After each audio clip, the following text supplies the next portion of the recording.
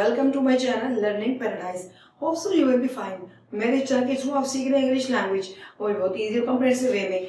तो व्यूअर्स, हम पढ़े थे डायरेक्ट इंडायरेक्ट। जी, डायरेक्ट क्या होते हैं? डायरेक्ट इंडायरेक्ट हमारी जो है पार्ट ऑफ स्पीच में बहुत ही इंपॉर्टेंट रोल है और ये हमारी जो है गुफ्तगू के डिफरेंट अंदाज होते हैं जो कि हम दो तरीके से बयान करते हैं, एक डायरेक्ट और दूसरा इनडायरेक्ट। डायरेक्ट वो होता है जो किसी की कही बात होती है वो एज इट इज हम उसको इन्वर्टेड कॉमास के अंदर लिख देते हैं, और जब वही कही बात हम किसी दूसरे को बताते हैं तो अपने वर्ड में जब उसको चेंज करते हैं तो वो होती है इंडायरेक्ट स्पीच। ठीक है, और इसकी डिफरेंट काइंड्स हैं। हम स्टेप बाय स्टेप एक एक काइंड पे वर्क कर रहे हैं। पहले मैंने जो मेरा लेक्चर था वो इसका इन्फॉर्मेटिव लेक्चर था और मैंने कुछ रूल्स बताए थे। तो जो व्यूअर्स मेरे चैनल पे न्यू है तो मेरे उस चैनल पे जाके वो उन वीडियोस को देख सकते हैं और डिस्क्रिप्शन में उनकी लिंक भी आपको शेयर कर दूंगी। ठीक है, तो हमने सबसे पहले पढ़ी थी इसकी असर्टिव जो है सेंटेंसेस की काइंड, और फिर हमने जो है असर्टिव सेंटेंसेस इसकी सेकंड पार्ट किया था। फिर मैंने आपको इंपैरेटिव सेंटेंसेस पढ़ाए थे और आज भी इंपैरेटिव सेंटेंसेस की फर्दर हम जो है वो काइंड्स पढ़ने जा रहे हैं। इंपैरेटिव सेंटेंसेस क्या होते हैं? इंपैरेटिव सेंटेंसेस मैंने बताया था कि डिफरेंट किस्म के जो है इसमें काइंड्स आ जाती हैं। लाइक अगर आप ऑर्डर दे रहे हैं या फिर आप किसी को एडवाइस कर रहे हैं या फिर आप किसी को सजेस्ट कर रहे हैं या किसी को आप अर्ज कर रहे हैं या इनकरेज कर रहे हैं, और इसके अलावा और भी बहुत सारी इसमें एग्जांपल आ जाती हैं जो कि इंपैरेटिव सेंटेंसेस को शो करती हैं। और इसमें जो ऑर्डर होता है पॉजिटिव नेगेटिव दोनों हो सकता है। ठीक है, अच्छा, और इसके अलावा अब मैं वीडियो का आगाज करने लगी हूँ और जो व्यूअर्स न्यू हैं तो मेरे चैनल को सब्सक्राइब जरूर कर दें ताकि हम डेली मिलते रहें और इन्फॉर्मेटिव लेक्चर्स आपको डेली शेयर होते हैं।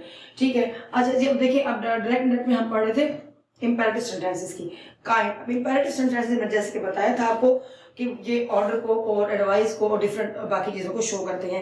मैंने अपने प्रीवियस लेक्चर में आपको इसकी जो एग्जांपल पढ़ाई थी वो पढ़ाई थी मैंने एडवाइस की और ऑर्डर की।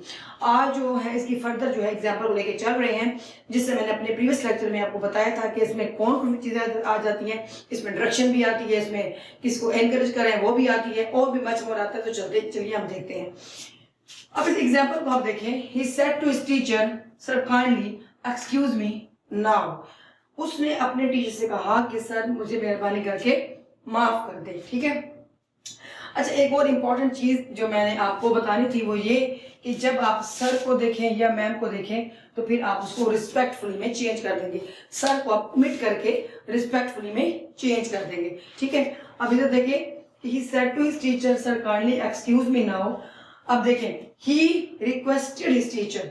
देखिए, इसमें ना आपने पहले उस सेंटेंस की स्ट्रक्चर को समझना है। अगर उसमें कोई एडवाइस आ रही है तो फिर आप उसको एडवाइस में चेंज कर देंगे, अगर उसमें कोई ऑर्डर आ रहा है आप उसको ऑर्डर में चेंज कर देंगे, और अगर उसमें कोई रिक्वेस्ट की जा रही है तो आप उसको रिक्वेस्ट में चेंज कर देंगे। ठीक है, अब इसमें देखिए कि he said to his teacher, sir kindly excuse me now. उसने अपने टीचर से कहा कि सर काइंडली मुझे माफ कर दे। ही रिक्वेस्टेड हिज टीचर, उसने अपने टीचर से रिक्वेस्ट की। अब ये देखिए, ये है ना काइंडली एक्सक्यूज। अब एक्सक्यूज से क्या मुराद है? वो रिक्वेस्ट कर रहे हैं तो हमने इसको रिक्वेस्टेड में चेंज कर दिया। He requested his teacher respectfully, sir को हमने चेंज कर दिया रिस्पेक्टफुली में टू एक्सक्यूज हिम देन। अब मैंने आपको बताया था जब आप रिस्पेक्टफुली रिक्वेस्टेड आप डाल दोगे मीन्स कि आपने सेड को चेंज कर दिया रिक्वेस्टेड में, उसी की सेकंड फॉर्म यूज करते हुए। फिर हमने लगा देना टू, और जब टू लगता है तो हमेशा टू के बाद फर्स्ट फॉर्म आती है, तो हमने उसकी फर्स्ट फॉर्म यूज करते हुए सेंटेंस को एंड कर दिया और नाउ को हमने चेंज कर दिया देन में, जैसे कि मैंने पहले लेक्चर में आपको बताया था कि जो नाउ है वो देन में चेंज हो जाएगा। ठीक है, तो इसके अलावा मैंने आपको ये भी बताया था कि ही सेड टू। अब ये सेड टू पूरे का पूरा रिक्वेस्टेड में चेंज हुआ है, टू को ओमिट कर लेते हैं और इसकी सेकंड फॉर्म जब एक दफा यूज हो जाती है तो आगे हम टू जब लगाते हैं ये वाला ट्यू तो उसको लगाने के बाद हम फर्स्ट फॉर्म ही यूज करते हैं। ठीक है, ये एक रूल है कि टू के बाद मुझे फर्स्ट फॉर्म आती है, सेकंड फॉर्म नहीं आती। सेकंड एग्जांपल को देखें। I said to her consult a lady doctor. मैंने उसे कहा कि एक लेडी डॉक्टर से कंसल्ट करो। अब देखिए, यहाँ पे क्या हुआ जा रहा है? यहाँ पे मशवरा दिया जा रहा है। ठीक है, यहाँ पे कोई सजेशन दी जा रही है, ना ही एडवाइस है, ना ही ऑर्डर है और ना ही रिक्वेस्ट है। यहाँ पे कंसल्ट लेडी डॉक्टर, यहाँ पे मशवरा दिया जा रहा है, सजेशन दी जा रही है। ठीक है, अच्छा, अब एक बात बताऊं, जो सजेशन हम इसलिए यहाँ पे यूज करते हैं क्योंकि कंपल्सरी नहीं होता कि जिसको आप मशवरा दे रहे हो उस पर अमल करें या ना करें। ठीक है, आपकी जो सजेशन होती है, इसीलिए हम इसको सजेस्टेड में चेंज करते हैं।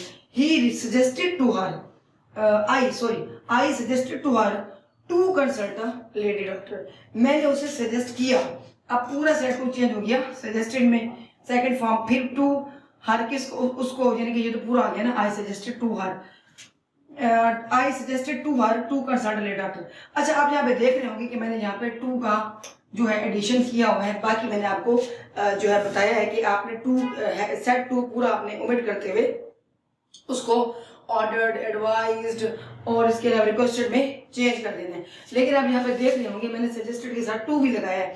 इसकी रीजन ये है कि जब भी हम सजेशन का वर्ड यूज करते हैं, वर्ब यूज करते हैं, हम उसके साथ टू लगाते हैं। ठीक है, ये प्रपोजिशन इसके साथ जाएगी, ये प्रपोजिशन इसके साथ अटैच है, इसीलिए ये साथ आएगी। ठीक है, इसका उस फार्मूले से थोड़ा सा फर्क है। बाकियों में आपने टू ओमिट कर देना है, यानी कि जब रिक्वेस्टेड लगाएंगे टू ओमिट कर देंगे, एडवाइस लगाएंगे टू ओमिट कर देंगे, ठीक है, ऑर्डर लगाएंगे टू ओमिट कर देंगे। लेकिन आपने सजेशन में जो है टू ओमिट नहीं करना, ये इसके साथ आएगा। I suggested to her to consult a doctor, again to के बाद फर्स्ट फॉर्म लगा के हमने इसको कंप्लीट कर लिया। अब नेक्स्ट देखिए, he said to me try your luck again, he said to me try your luck again, उसने मुझसे कहा कि अपनी किस्मत को दोबारा आजमाओ, यानी कि जहाँ पे एनकरेज किया जा रहा है। ठीक है, आपने हर सेंटेंस के स्ट्रक्चर को समझते हुए उसके अकॉर्डिंगली आपने यहाँ पे जो है वो एडिशन करते जाना है। अब देखिए, वो उसको एनकरेज कर रहा है कि तुम्हें अपनी लक को दोबारा आजमाना चाहिए।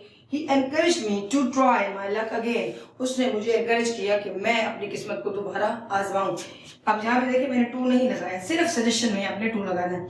ठीक है, और यहाँ पे टू मिट कर दिए पूरे का पूरा, टू फिर हुई अब first form, again try my luck again, मुझे अपनी जो किस्मत आजमानी चाहिए। ठीक है, अब ये देखें, ये वाली एग्जाम्पल तो आपको समझ आ गई होंगी कि मैंने फर्स्ट लेक्चर में आपको एडवाइस और मैंने आपको उसकी ऑर्डर की एग्जांपल दी थी। एक यहाँ पे हो गई रिक्वेस्ट की, दूसरी हो गई सजेशन की और तीसरी हो गई एनकरेज की। चल अब अभी आप चलते हैं नई न्यू एग्जांपल की तरफ कि उसमें कौन कौन से आगे इंपेरेटिव जो है वर्ड्स यूज हो रहे हैं। अब इस एग्जांपल में देखें, she said to us keep quiet over here.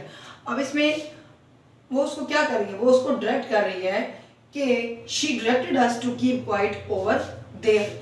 अब देखिए वो उसको डायरेक्शन दे रही है कि तुम्हें वहाँ पे उस जगह पे खामोश हो जाना चाहिए। यानी कि कोई अच्छे से मैनेजर होता है या कोई टीचर होता है, वो अपने स्टूडेंट्स को डायरेक्शन देता है। ठीक है, डायरेक्शन भी एक किस्म की ऑर्डर की फॉर्म में आता है, लेकिन थोड़ा सा ये पोलाइट होता है। ऑर्डर में ये कि हम सख्ती से कह रहे होते हैं किसी को, लेकिन डायरेक्शन में थोड़ा सा पोलाइट वे होता है। ठीक है, अब इसमें देखिए मैंने इस सेट टू को भी डायरेक्टेड में चेंज कर दिया है और उसके बाद मैंने टू लिखा, फिर वही टू के बाद फर्स्ट फ्रॉम कीप लगाते हुए हेयर को मैंने देयर में चेंज कर दिया, क्योंकि मैंने फर्स्ट क्लास में आपको बताया था कि नाउ देन में चेंज होता है और हेयर जो है वो देयर में चेंज हो जाता है। ठीक है, बाकी चेंजिंग भी आप देख लीजिएगा जो मैंने आपको डिटेल से समझाएंगे।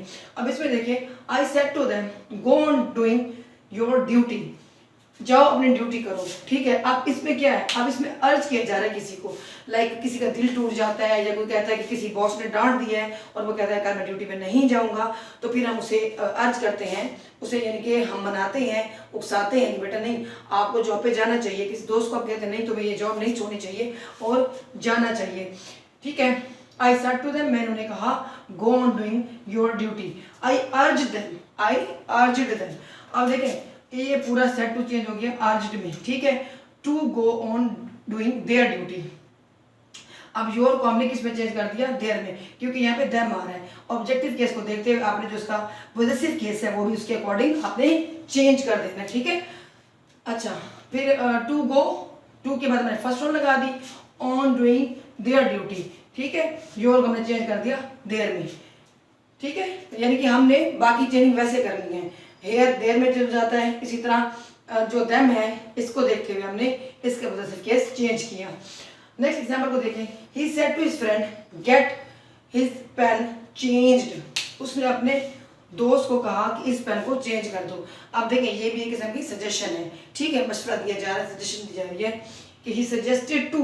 अब मैंने आपको पहले भी एग्जांपल दी है कि सजेस्टेड के साथ याद रखिएगा आपने टू साथ लगाना है, ये प्रपोजिशन के साथ अटैच है। उसने अपने दोस्त को कहा कि to get his pen changed. बाकी जो है वो जो कि उसने अपने दोस्त से कहा, प्रोनाउन की चेंजिंग वैसे ही हम करते जाएंगे और इसको ऐड करते जाएंगे, वो वाला सेंटेंस वैसे के वैसे आ जाएगा।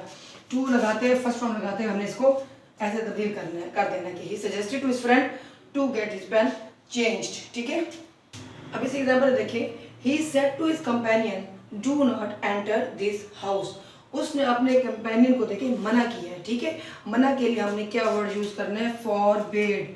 फॉरबिड का मतलब ही है मना करना, ठीक है। जब आप ये मना करना फॉरबिड लिख देंगे तो दोबारा ये डू नॉट नहीं लिखेंगे, ठीक है, क्योंकि फॉरबिड का मतलब ही मना करना है। अगर आप डू नॉट लिख देंगे तो फिर आपके सेंटेंस का स्ट्रक्चर रॉन्ग हो जाएगा, ठीक है। He forbid his companions to enter that house. अब दिस हाउस किस में चल जाएगा, दैट में, ठीक है।